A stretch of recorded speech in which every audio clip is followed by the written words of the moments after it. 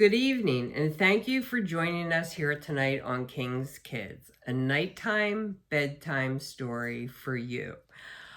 My name is Miss Patty Warner, and this is my handsome grandson, Chase, and I have the opportunity to serve with the 4 and 5-year-olds in the children's ministry.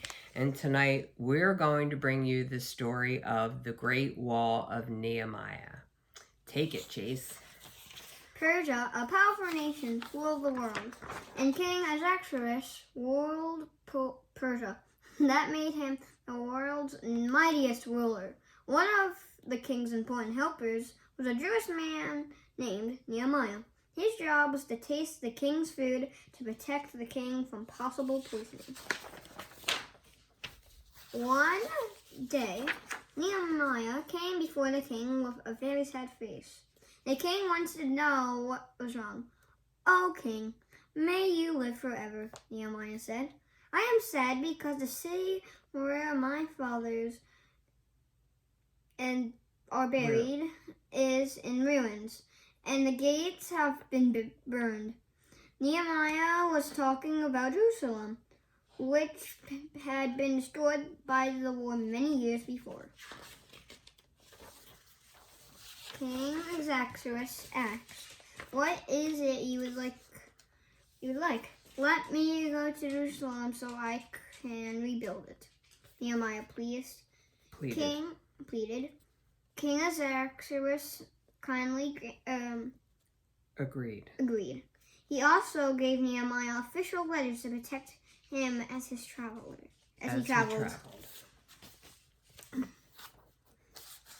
The king helped even more. He gave Nehemiah a letter for Ezapsi, the keeper of the king's forests. Ezapsi was ordered to provide as much timber as Nehemiah asked for to build the city walls. When Nehemiah arrived in Jerusalem, he gathered the city officials and said, We're in trouble here. The city is in ruins and the gates are burned. Let's start rebuilding.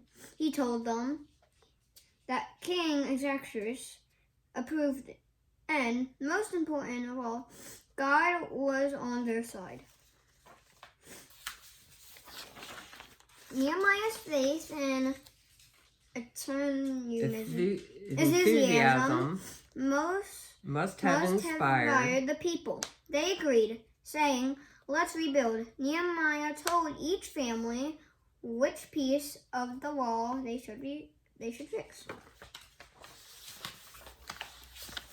Why not everybody agreed to rebuild the wall? A man named Sanballat and his two friends, Tobiah and Gesem, were not Jewish, and they did not want the wall rebuilt or the gates fixed. As the work went on, Sanballat became very angry. He and his friends mocked the Jews. Tabitha said, when they finish building that puny wall, one little fox will make it crumble. Nehemiah didn't answer. Instead, he prayed that God would deal with them. That's a good one. When they were mocking, insults didn't have any effect. They plotted together to fight against Jerusalem and cause as much trouble as they could. Again, Nehemiah prayed for God's help. He also placed a guard day and night so they wouldn't be taken by surprise. The Jews worked so hard, they were getting worried. Some became afraid that the enemy would come and kill them while they were working. Still, Nehemiah wouldn't stop the project. He put guards around the workers and remained reminded them that God was on their side, and God is more powerful than any enemy. Isn't that the truth? Nehemiah tried to be a good example.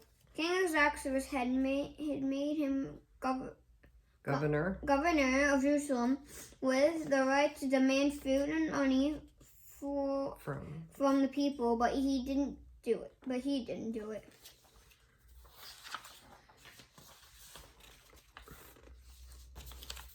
He just worked hard alongside the people as they rebuilt the wall. He used his own money to buy food.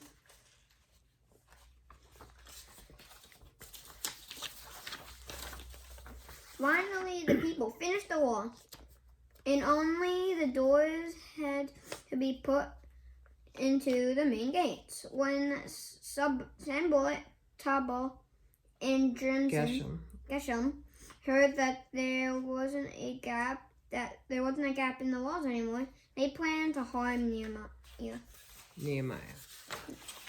They sent messengers for Nehemiah to meet them at one place called Uno.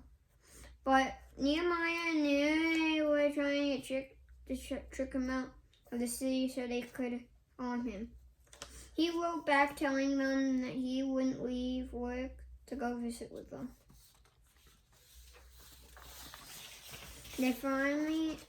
The wall was finally finished, and Nehemiah set guards to protect it. He also made a rule that the gates should not open until well after the sun came up through night, and they were to be shut and barred.